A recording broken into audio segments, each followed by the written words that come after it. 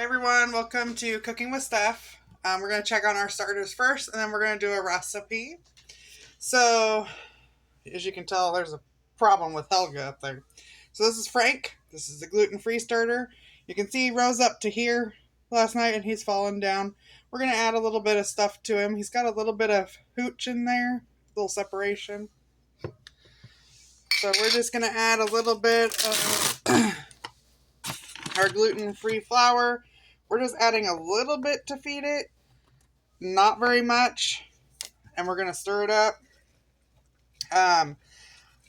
Like I said, gluten-free flour is super expensive, and we're trying not to waste any of it.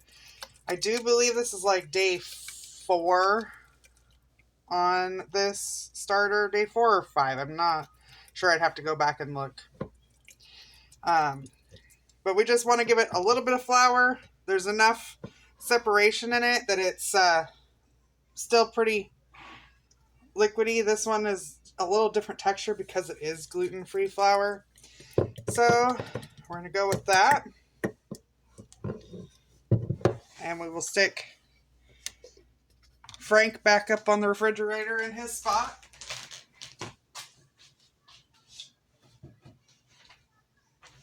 And then we have Helga. Now, Helga has made quite the mess. Helga, got way out of control. So, here's Helga in all her glory. So what we're going to do today is we're going to take this off. I'm going to have to switch jars because this jar just got absolutely gross. We are going to split Helga. We got a jar that says Helga. This one is going to go in the fridge. I'm going to feed it, put it a little bit, put it in the fridge. And then we have Bob, who we're going to keep out and try to keep alive and bake with him and stuff like that. I just want to have a backup in the refrigerator in case we need it. So we are going to take this and we're just going to we're not going to put very much in the refrigerator because we don't need to. And then we're going to use Bob to cook with all the time. And just keep one as our backup.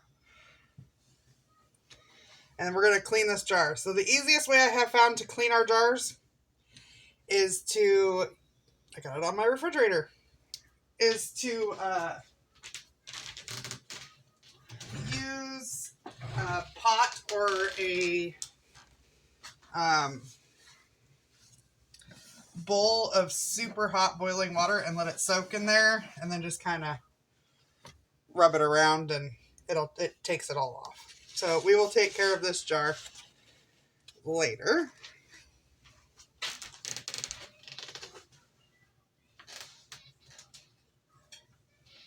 So what we are going to do is we're going to take Helga, which is our original starter, and we are going to put a little bit of flour and a little bit of water in her. And that is what we are going to put in our refrigerator. Doesn't have to be very much. Maybe 2 tablespoons of flour. Gonna mix it up. Add a little bit of my water. Just got some distilled water here. So we get that consistency we're looking for here.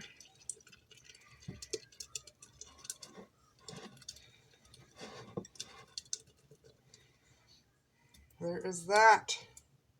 Now I'm going to get a lid and I'm going to put a lid on this and we're going to stick it in the refrigerator.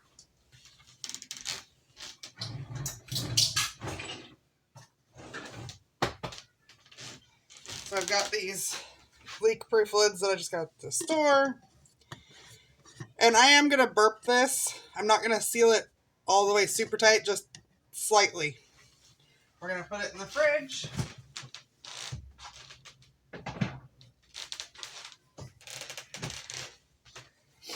And then we will keep Bob here. We'll feed Bob. We're going to use Bob to cook tomorrow, or actually we'll probably use Bob later tonight to start bread. I'm going to try a different recipe. So I'm going to add about a third of a cup,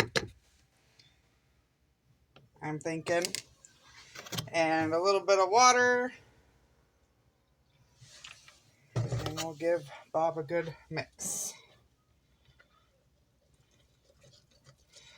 So my son, Tyler, wanted me to name one of my starters Bob.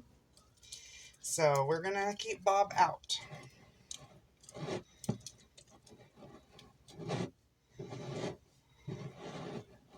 All right, there's Bob. Kind of got a gooey texture there. And we're going to put this aside. And in about 4 or 5 hours or so, Bob will be ready to use for bread. He'll be active and fluffy and ready to go. So because this lid got all gross, I am going to change lids as well. Just to...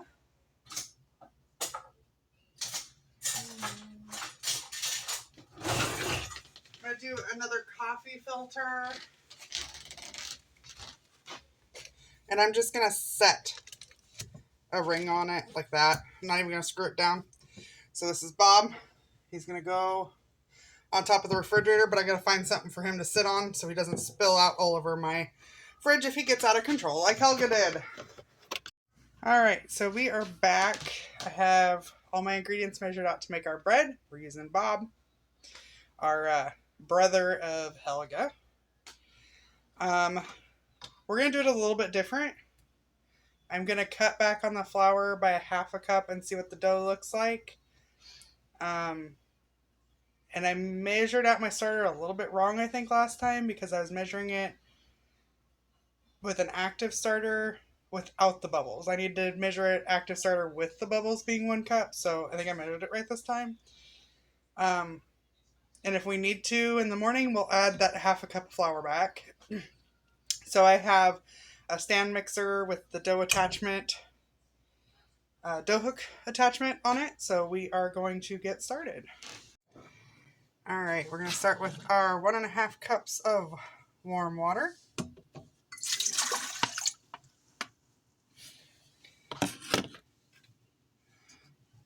And our 1 cup of starter.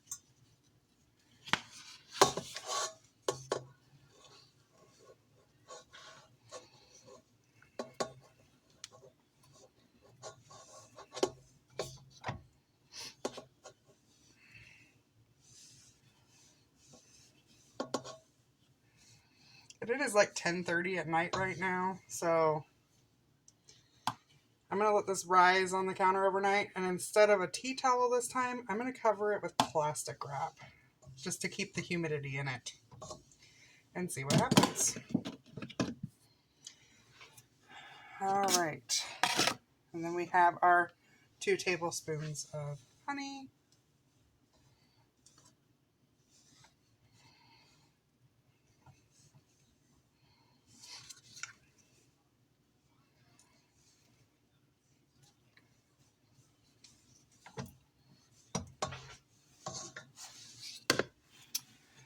Give that a little bit of a stir.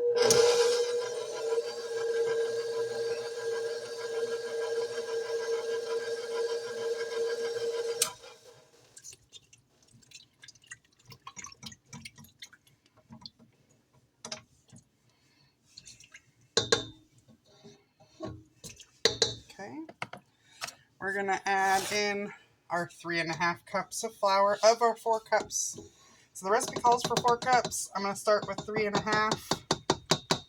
And if I need to add that other half a cup, I will. And our 2 teaspoons of salt. We'll turn this on, get it started.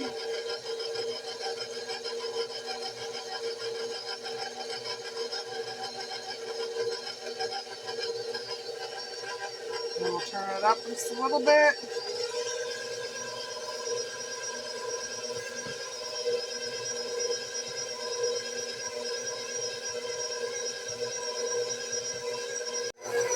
kind of an idea of what it looks like in there.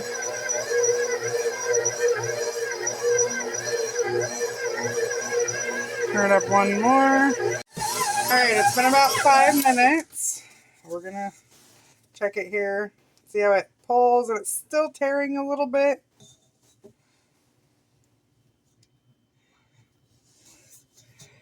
It's kind of, it springs back a little bit. We want it to spring back just a little bit more. So I'm going to let it go for about another minute.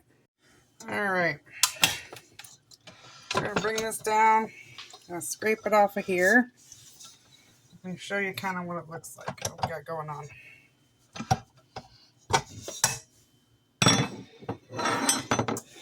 So this is our dough. You want it to be stretchy like this. And what we're going to do is we're just going to, it's nice and stretchy, and then it springs back. See how I put my thumb in it and it immediately comes back? That's what we want. So what we're going to do is we're going to leave this in this bowl. We're going to get some plastic wrap. I'm going to grab some plastic wrap. Plastic wrap. I'm just going to wrap that in plastic wrap instead of a tea towel this time, because I want it to keep its humidity in there.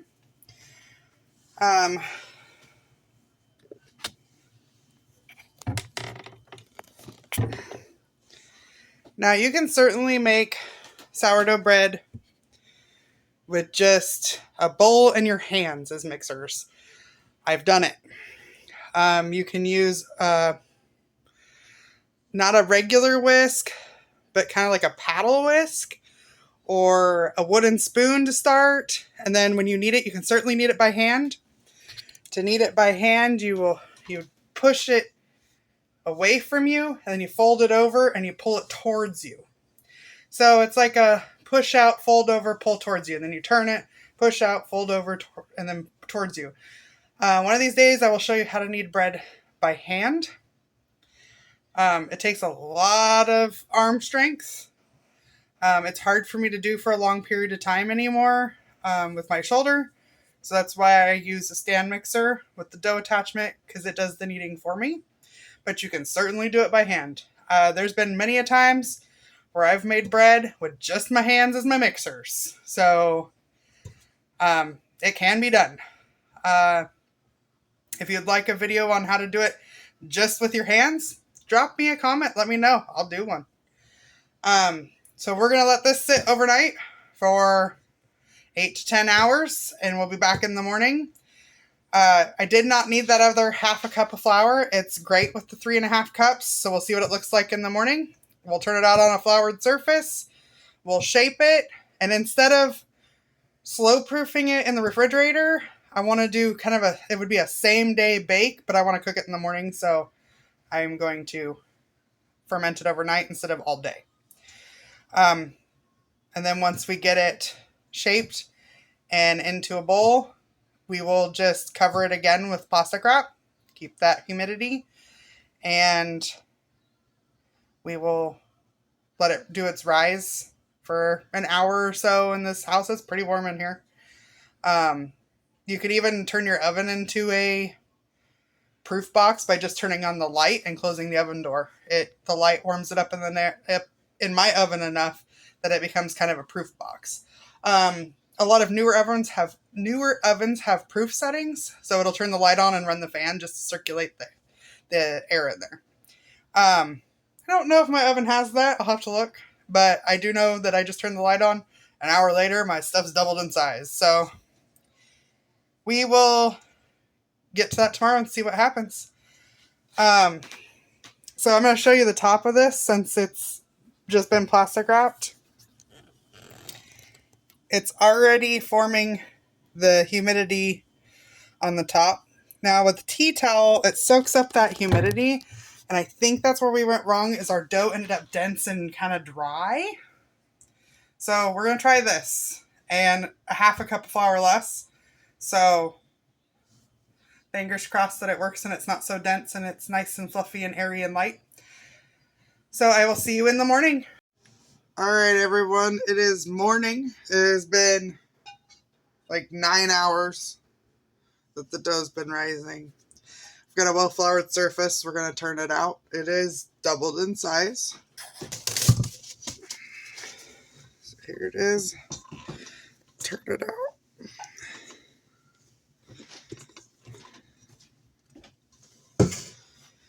And we're just going to kind of pat it into a rectangle. Pull it.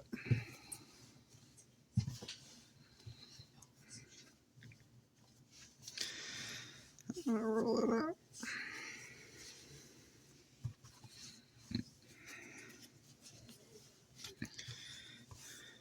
Just kind of pull.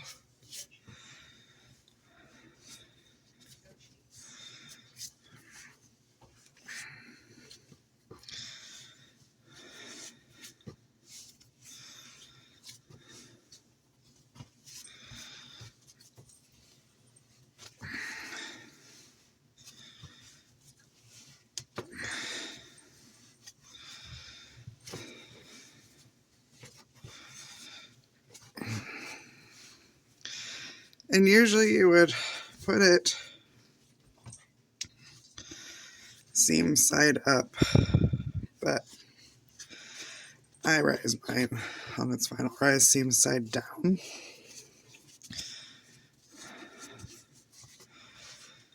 So there's our dough. I'm going to use the same bowl, so I'm just going to put a towel in there and flour it.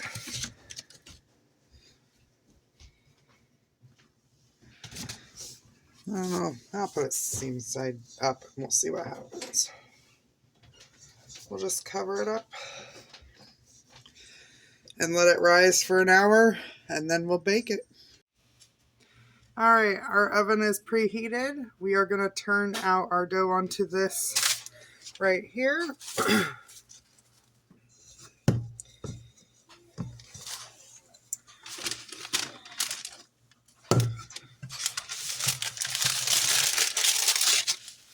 This is what we are going to cook it on.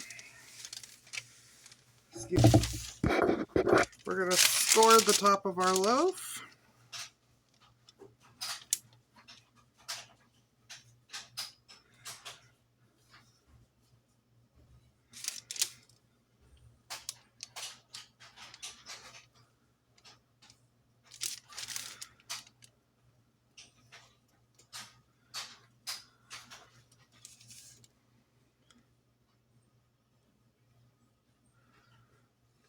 All right.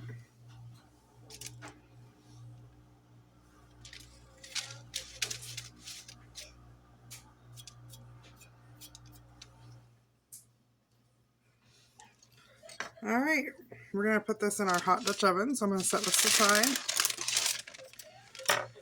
and grab my Dutch oven out of the oven.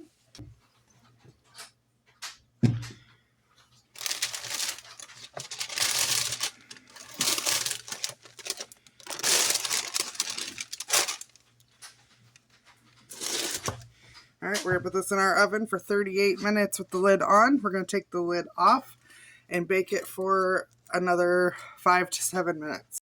All right, it's done. Pull it over here and show you. There it is right for itself this time. What happened? We'll let it cool all the way. A couple hours, we'll cut open. All right, everyone. Moment of truth. Dun, dun, dun. I'm not going to cut it down the middle. I'm just going to cut the side off.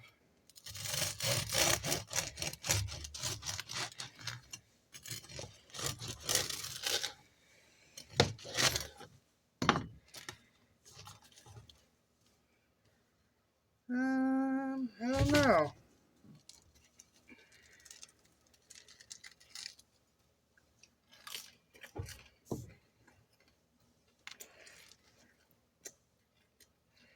Still a little dent.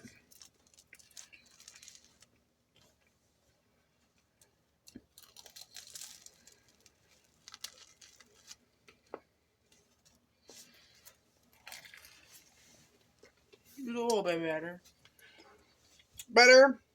Still a little bit dense though, but it's really good. I mean, it's got air pockets and it's not as dense as the last one.